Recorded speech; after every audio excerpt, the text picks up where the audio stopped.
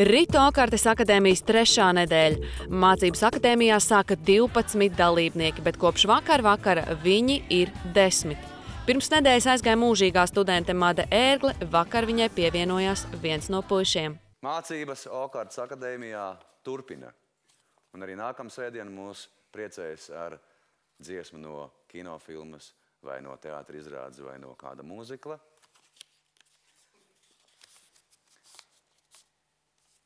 Mārtiņš Gruntē!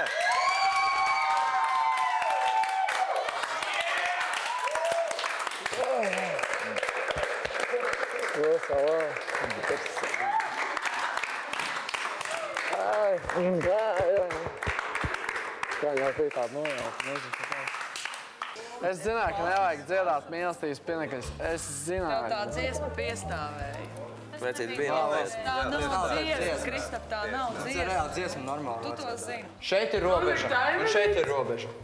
Mums jāsastājas uz šitādās robežas. Tieši. Tu savu paskatīšu. Paga, Marek! Nu skrien! Marek! Tagad tas ir savs. Zato draugos tikšu tagad. Marek, nostājies. Vai pateikšu? Jau nākas koncerts, pasāstīs, kas draugos jau. Un davai, un tu viņam uz celīs. Kur es? Jā! Kur es? Var noturēt? Mani liks. Te? Kur? Te? Pa vidu. Labi, pa vidu, jā. Jā, pagaidi. Davai, Indriņam sūdot 3 kāju. Nē, viņš ielēmīs lūpus. Ir pielīdzies nedaudz. Viku!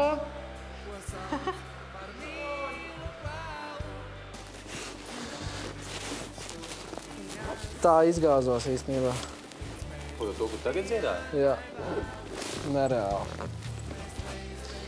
Visi akordi juku vispār līdz pēdējā cikarei.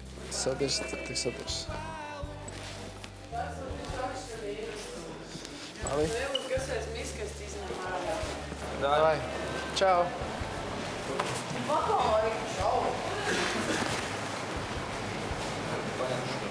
Pagad. To lādētāju es nepaņēmu.